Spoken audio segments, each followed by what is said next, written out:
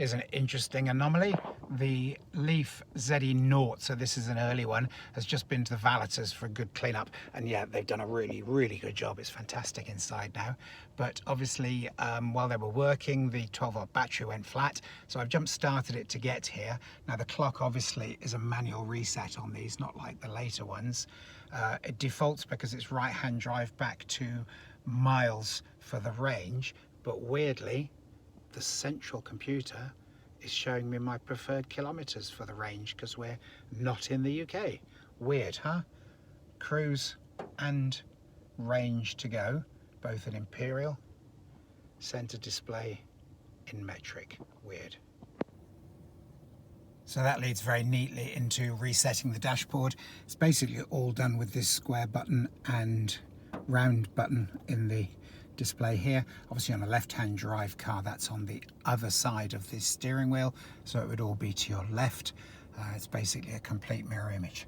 But anyway, by pressing the square button, you can scroll through till you get to the settings, and here we go. So it shows on here square to enter and round to go next. So I'm going to press the round here and we'll go down to the clock, so we can set this again using square or round for enter and next, going down to set clock, and it's not 20 past 1, it's 9:52. So again, using the round, I can change that. I'm going to go for 53 because that way hopefully it gives me a minute's leeway when I'm nearly late. And there we go, that's done. So the next one I want to go through to are the units, which I've just missed. So you can just go around and come back again, and I've missed it again. So go a bit more carefully. Here we go, units.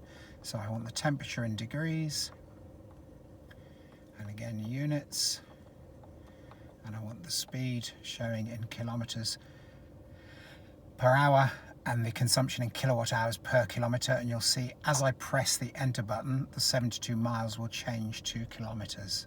So that's now done. So as we're finished here, we can just press enter again and we're back to our main charging screen.